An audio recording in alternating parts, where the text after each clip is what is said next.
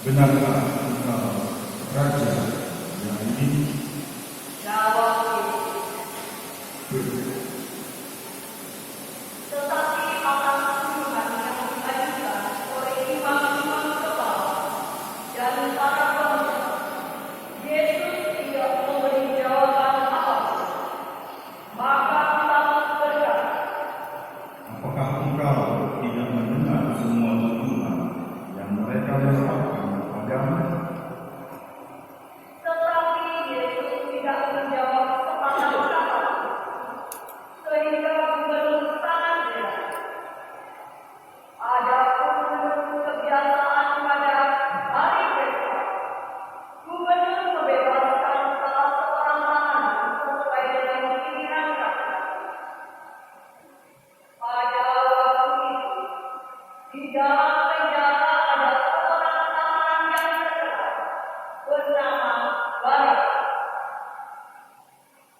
Ketika rakyat berkumpul, Pilatus bertanya, Siapakah yang harus dilepaskan?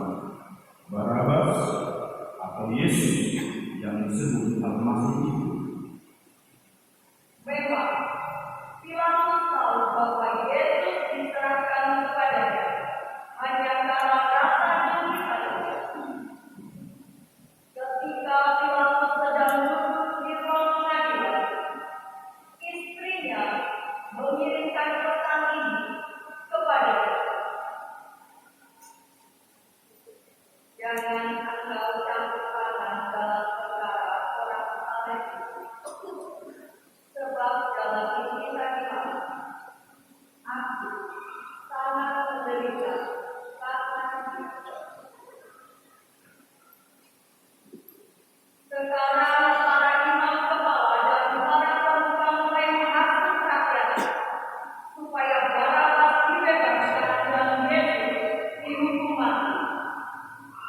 Gubernur berkata kepada mereka, Siapa di antara kedua orang itu yang harus dilepaskan? mereka berteriak. Barabas! Lalu Pilatus berkata kepada mereka, Tetapi apa yang harus diperbuat dengan Yesus yang disebut Al-Masih ini? semua orang menyaut. Dia harus disalibkan. Pilatus berkata, Kejahatan apa yang dilakukan? tapi semakin keras mereka berteriak. Dia harus disalibkan. Pilatus menyadari bahwa segala usaha tiap ini malah makin menunjukkan hubungan. Ia mengambil air dan mencuci tangan di muka rakyat dengan berkata, Aku tidak bertanggung jawab atas darah orang ini. Terserah kepadamu sekalian. dan seluruh rakyat menyaut. Biarlah darah orang ini menjadi tanggung jawab kami dan anak-anak kami. Kemudian Pilatus membebaskan Barabas dan ia menyuruh mendera Yesus, lalu menyerahkannya kepada mereka untuk disalibkan. Maka serda-serda gubernur mengatakan Yesus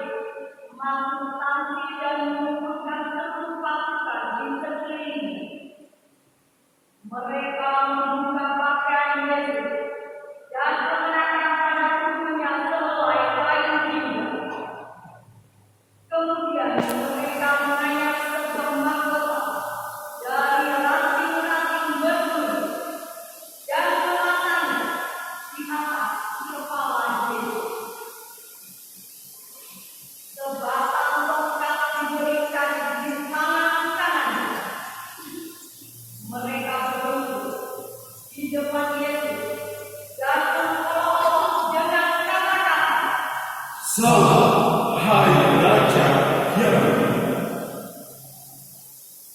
Mereka menggudari Yesus, mengambil tongkat itu, dan memukul kepalanya. Sesudah mengolok-olok Yesus, mereka mengambil kain gila itu dan menyuruh Yesus mengenakan pakaiannya sendiri. Lalu Yesus dibidik keluar untuk disalibkan. Sementara berjalan keluar kota, mereka berjumpa dengan seorang bernama Simon, asal Kirene. Dia dipaksa mengambil salib Yesus, dan ketika sudah sampai di tempat yang bernama Golgota, artinya tempat tengkorak, Yesus diberi minum anggur yang bercampur empedu. Setelah mendengar, Yesus tidak mau minum. Kemudian Yesus disalibkan. Sesudah itu para serdadu membagi-bagi pakaian Yesus dengan membangun diri. Lalu mereka duduk mengawasi Yesus.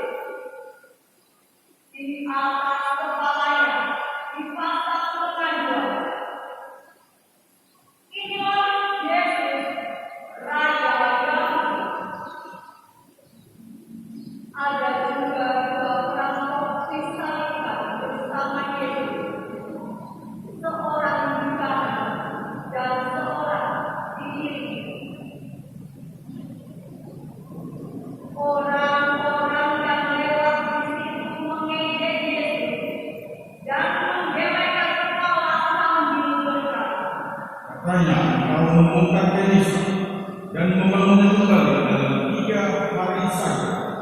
Selamatkanlah dirimu sendiri. Kalau benar engkau putra Allah, turunlah dari sana. demikian juga ketua imam kepala, ahli kitab dan para pemuka mengolok-olok Yesus. Orang lain diselamatkannya, tetapi dirinya sendiri tidak dapat ia selamatkan. Kalau memang Raja Yahudi, biarlah sekarang turun dari sana, dan kami akan percaya kepadanya. Ia menaruh harapannya kepada Allah. Biarlah Allah melepaskan dia. Kalau berkenan kepadanya, bukankah dia berkata, "Saya putra Allah"? Dan kedua perampok yang disalibkan bersama Yesus mengejeknya. Mulai dari pukul 12, seluruh daerah itu diikuti kegelapan sampai pukul 3. Kira-kira pukul 3, berserulah Yesus dengan suaranya. Lama sabar Yang artinya Allah, ya Allah, mengapa kau tinggalkan aku? mendengar beberapa orang yang berdiri di situ berkata, Dia memanggilnya dia. dengan segera datanglah seorang dari mereka, mengambil sebuah bunga dan memberikannya ke dalam muka, lalu menggosokkan pada sebalan bunga dan memberi Yesus minum. Tetapi orang lain berkata, Jangan, mari kita lihat saja apa yang ia datang menyelamatkan dia. Yesus berseru lagi dengan suara nyaring dan menghembuskan napas penghabisan.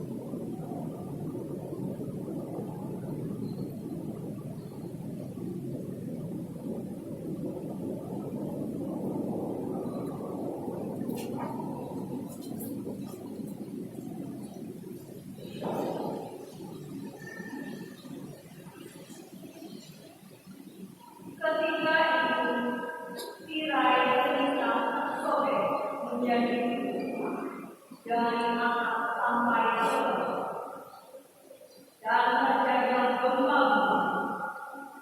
Batu-batu besar terbelah-belah. Kubur-kubur terbuka menambah. Dan banyak orang suci yang telah meninggal bangkit kembali.